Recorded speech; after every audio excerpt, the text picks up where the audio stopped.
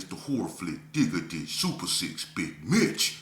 And I'm kicking in doors with all three O's. And I'm bringing 28 101s because we Vegas sons. It's the Chronicles. And you in the Meadowlands. Yeah, you in the Meadows, man. And you already know what it mean, man. 530. What that mean? Oh, that boy's a desert, baby. You already know.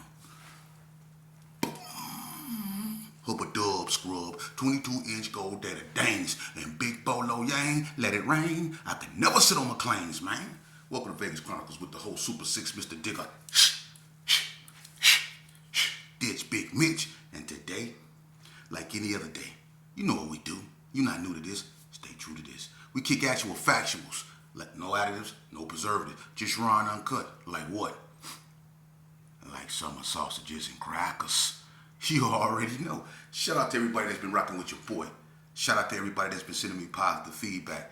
I want to send a special shout out to Legs and Stick Gang TV, man. Y'all check him out. Me and his brother, God willing, gonna be doing a bunch of beautiful things, man, when it comes to Vegas and bringing exposure to the culture and history of Las Vegas. I look forward to working with this brother, man. He's thus far a genuine good brother. And he got some ideas, man, and we finna really bring it to y'all, man. So stay tuned, man.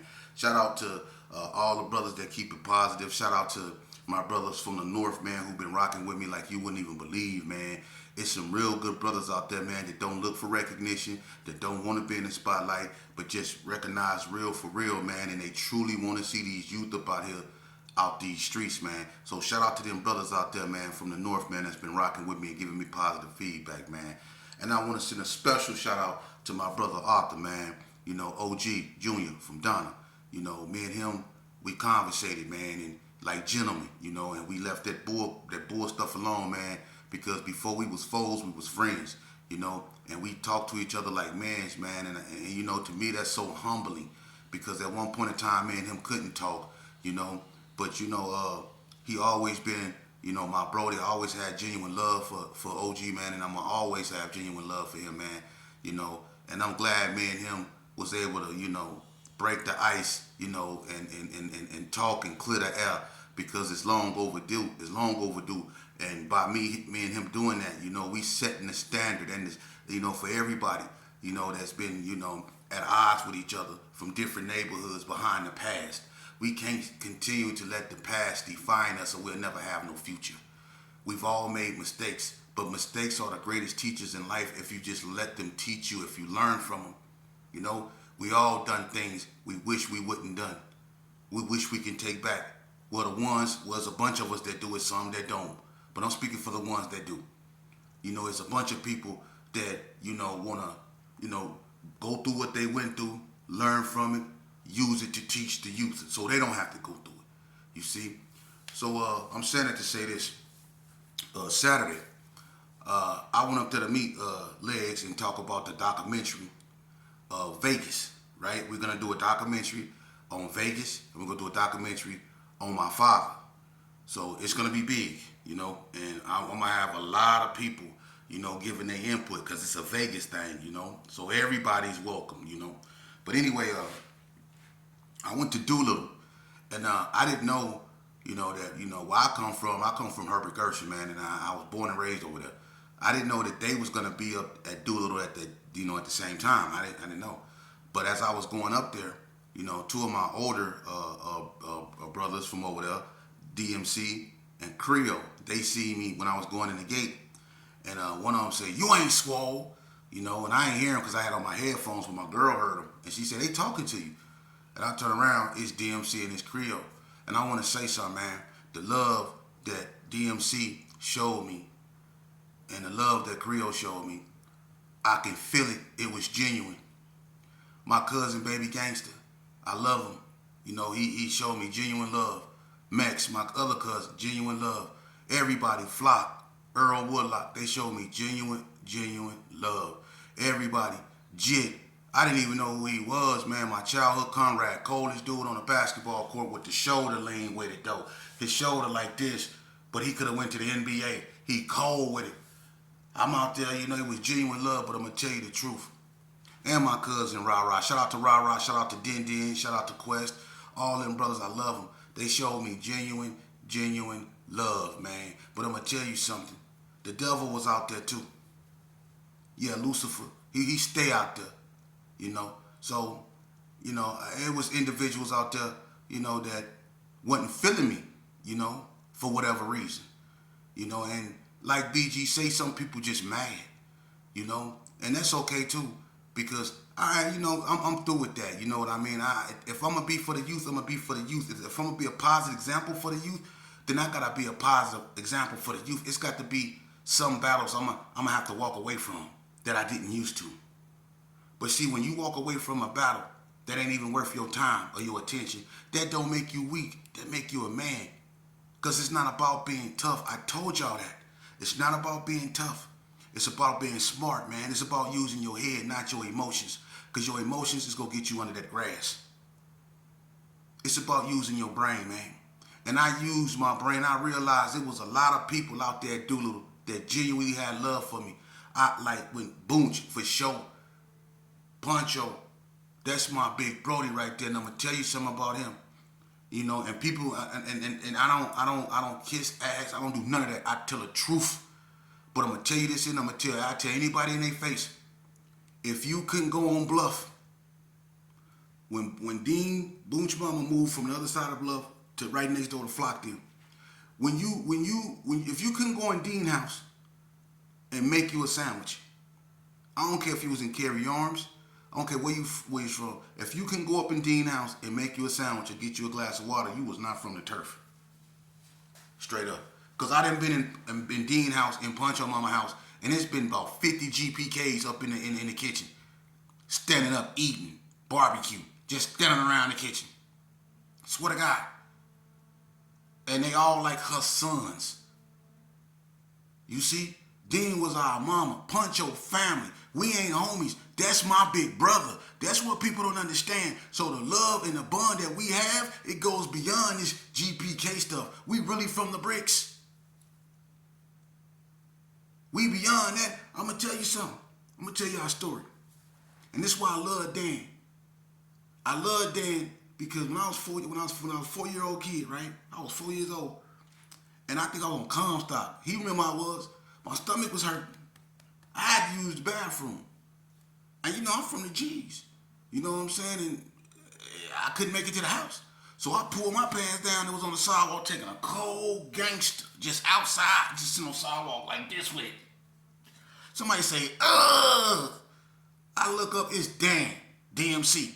He called me, man. I'm listening. I was taking a passionate one too. I was one of them ones where you hold your head like this here, and you be thinking about something, and you be like, I was taking one of them. He say, and look, every time he see me, he used to always make fun of me. He on the sidewalk, you know what I mean? But we got that type of bond. That's my big Brody. And we didn't put in a lot of work together. But I also felt the hostility, the envy, the jealousy.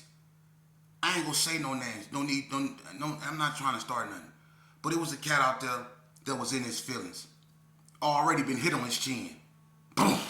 You know what I'm saying? Already been knocked out. You know what I'm saying? A dude that ain't never did nothing but follow my cousin Freak Dog and Baby Gangsta them around the Gerson and get high and drunk. Ain't never went out to Gerson with a pistol. Ain't never shot at a pigeon. Ain't never cussed out a pigeon. Ain't never threw a bottle at a pigeon.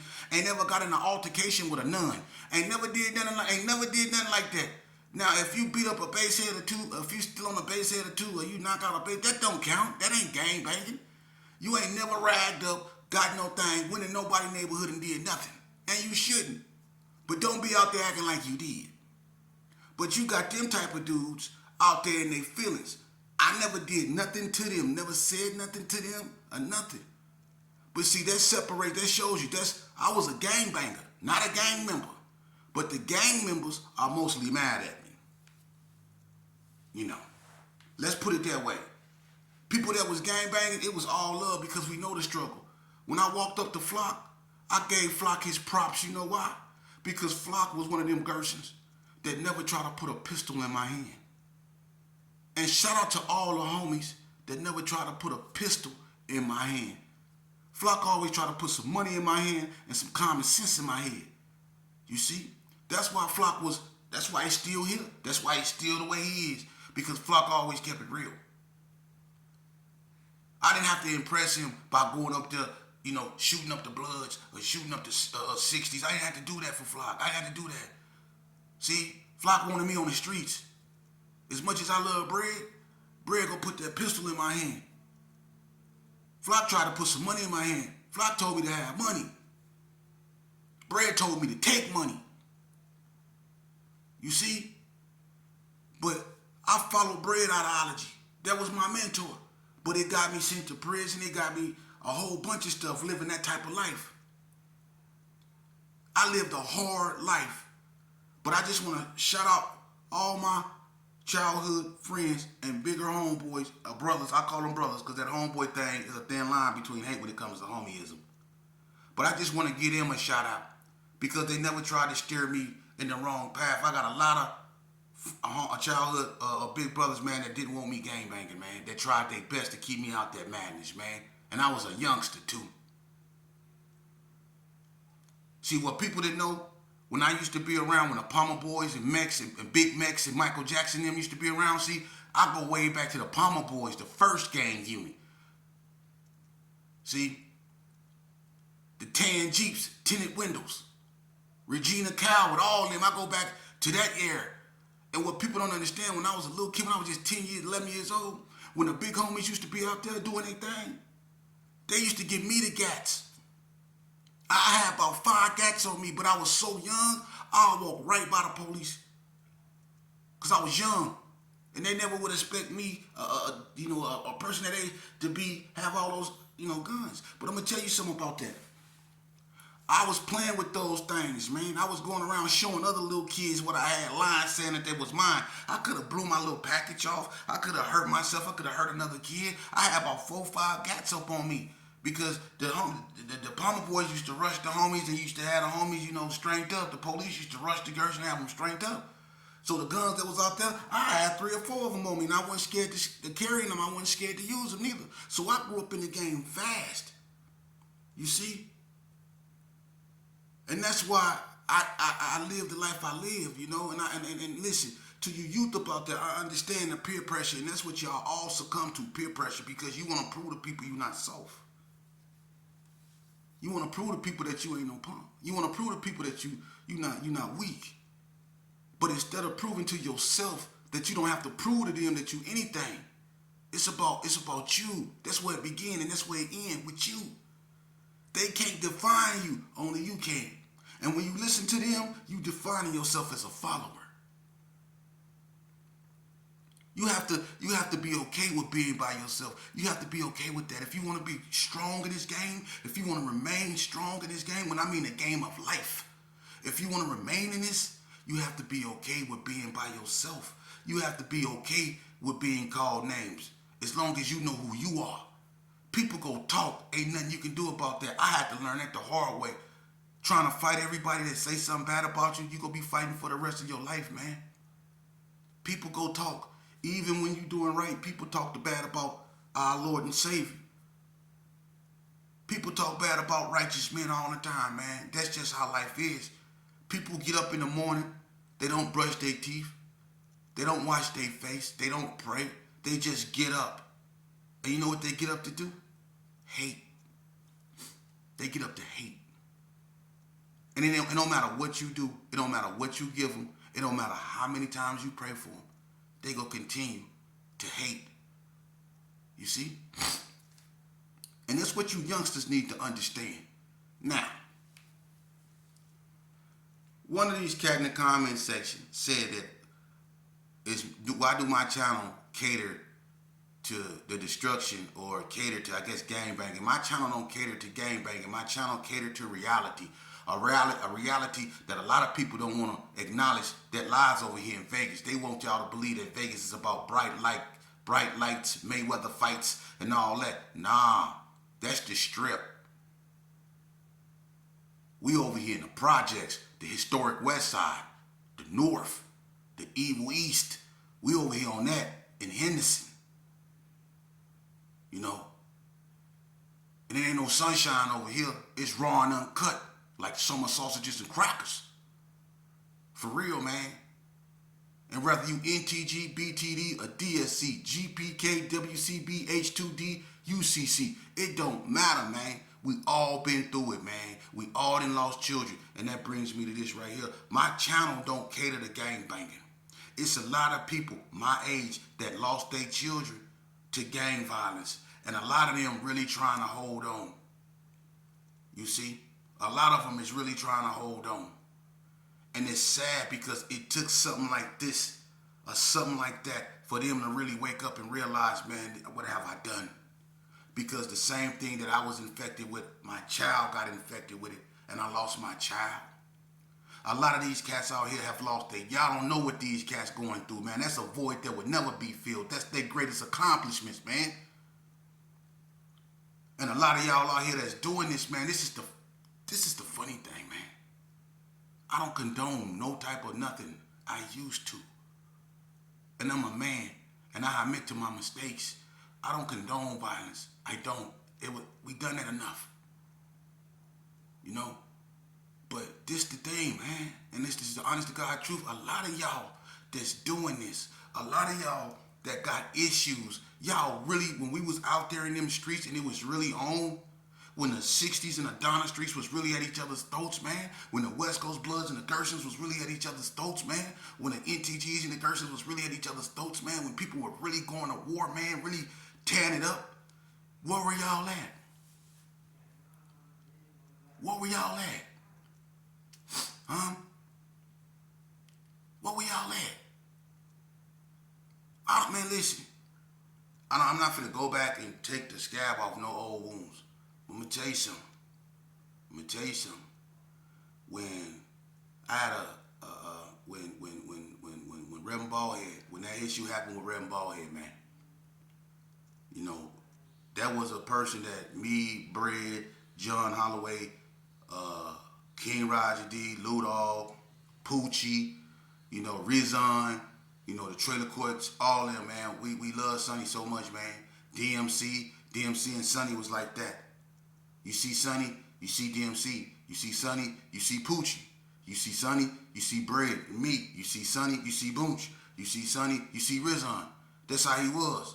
Everybody loved Sonny. So when that happened to Sonny, we was on one. We was on one. And I was out there, I was fresh up out of Elko, man.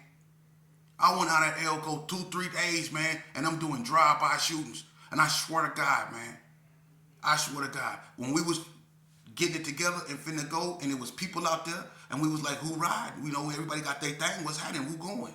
Who finna do this? You would be amazed at them dudes out there twirling their hair like this here, or scratching their head. Talking about, hold on, let me go get mine, and never came back. These the dudes out here doing this here. You see?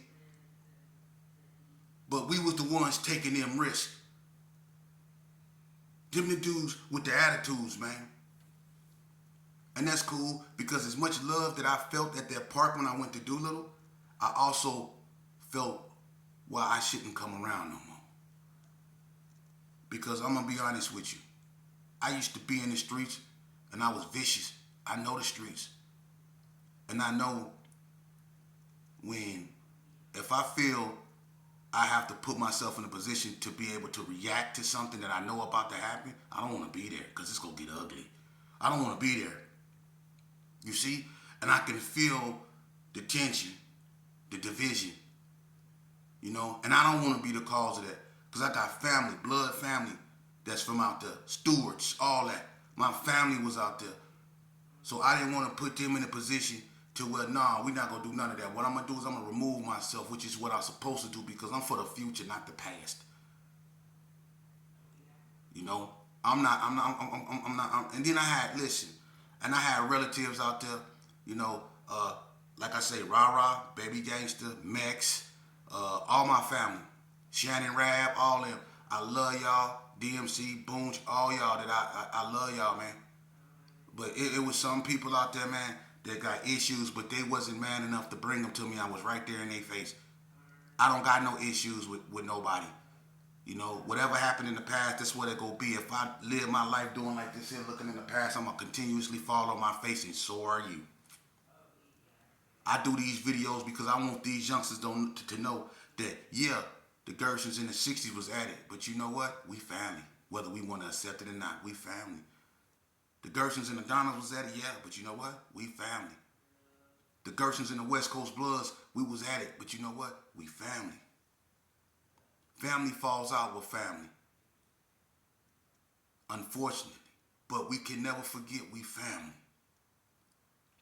You know? And that's the thing. You know what? This the weird thing.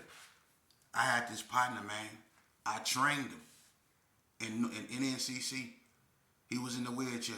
Y'all know where I'm going with this. I trained this individual. You know, these people was writing him off. And I was up there with Booby from Burgundy Square, Peru. Ron P from Burgundy Square, Peru. Lace from West Coast Bloods. LG from West Coast Bloods. Big Steve from Rolling 50s. There was a bunch of us up there. But me and this cat in his wheelchair, I'm going to say his name, I trained him.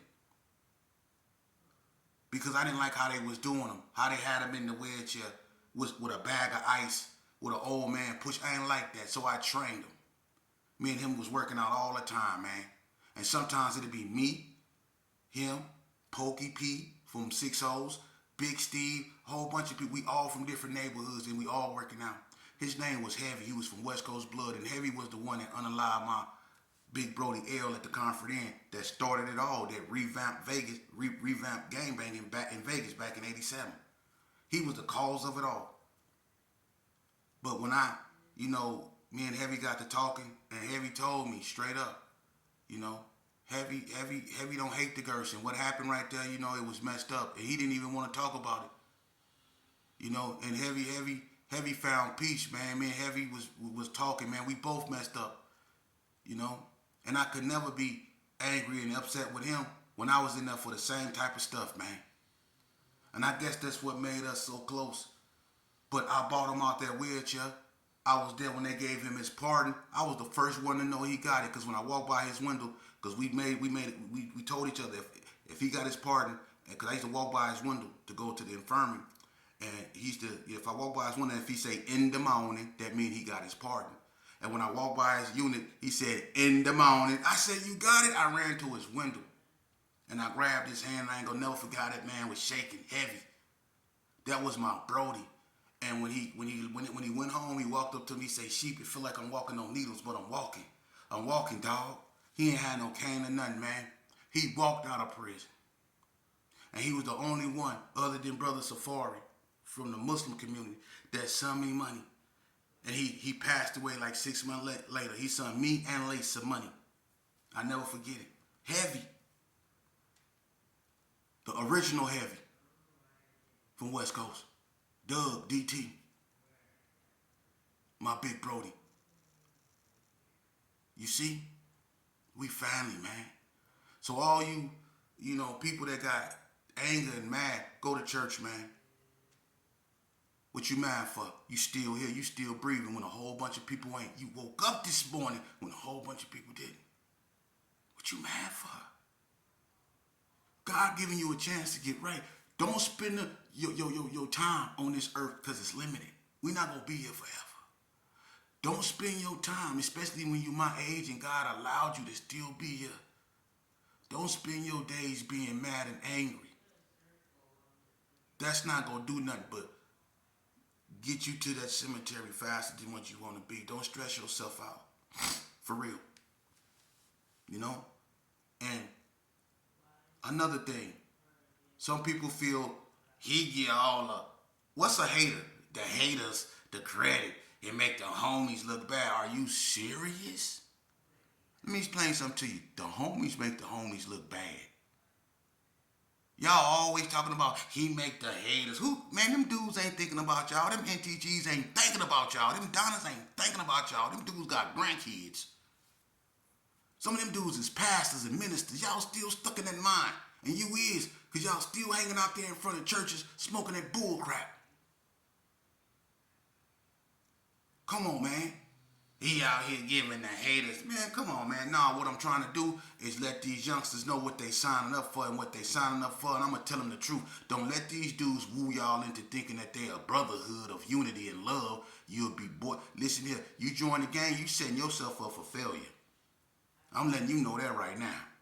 You join a gang, you setting yourself up for failure. And I tell anybody in their face, because I was one of the worst gangbangers in the state of Nevada, man. If you join a gang, you setting yourself up for failure. For real.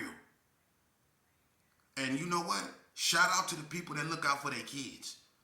Shout out to y'all.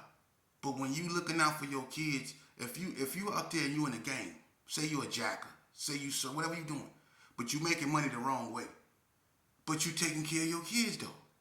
Kudos for taking care of your kids. But you taking care of them with the wrong means. Because when you if you serving, if you doing something that you ain't supposed to do, you not teaching them right. Because once they become accustomed to you bringing in what you bringing them from what you doing, when you get caught up and that stop, they gonna ask why. They gonna ask why it stopped. Why I'm not getting Jordans no more. Where the money at?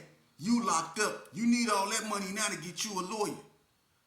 You see, when you do stuff by the wrong means, even if you're doing it for the right reasons, if you're doing it by the wrong means, it's gonna always backfire. You see?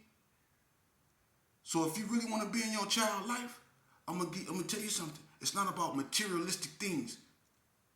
It's about time. We don't have a lot of that. So you make sure you spend that. Because time is the most precious thing right now. It ain't money, it's time. See? What we take for granted, time. We think we gonna be here. King David say, it's just one step between man and you know what? Just one step. You can take one step and be out of here. You can inhale one time.